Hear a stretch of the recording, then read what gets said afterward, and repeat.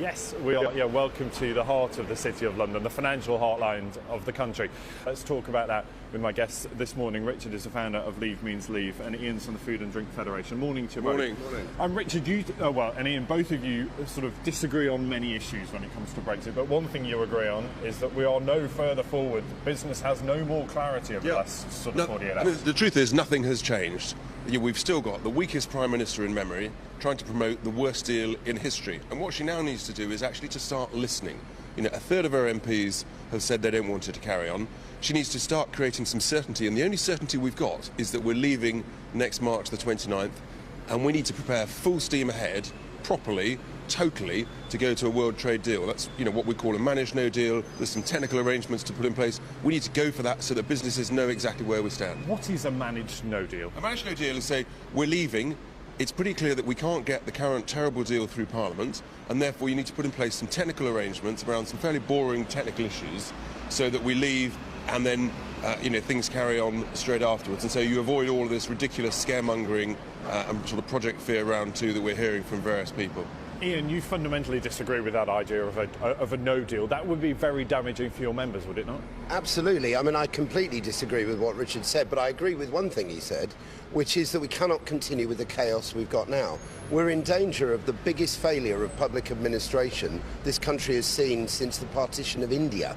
I mean, it's that historic. We need to get on with getting a deal. We need the Prime Minister to either be able to get this deal through Parliament. I think that's unlikely, but that's way above my pay grade. I think it's possible to look at a Norway option or a people's vote. One of those three has to prevail. A managed no deal of the kind that Richard just described, I think, would be catastrophic for Britain. And we've heard all the headlines, haven't we, about the issues of delays at borders, that there may be shortages of food and medicine. Richard's shaking his head. He calls that Project Fear, but it's a real concern for your members. Yeah, and I mean, I respect Richard, who's been a really strong advocate for his position.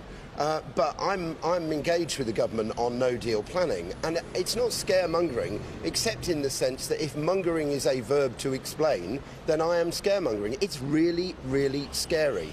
We're looking at long delays on the motorways. We're looking at huge disruption to our supply through Dover, Calais, and through other ports, and we are looking potentially at shortages of food and medicine.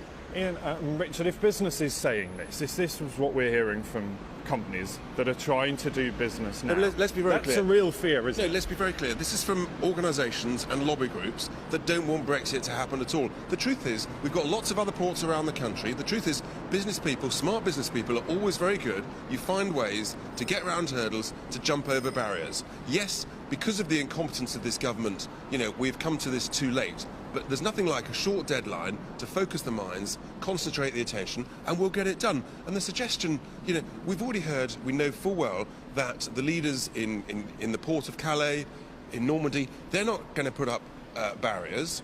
We're not going to put up barriers. So where are the queues going to emerge? This is literally scaremongering. And let's remember, there's lots of other parts of the world that we can buy products from. And we should welcome that. We should embrace that. And hey, guess what? Maybe, actually, we produce even more in this country. I know this debate is going to continue. We're out of time, but thanks to you both, Richard, Ian.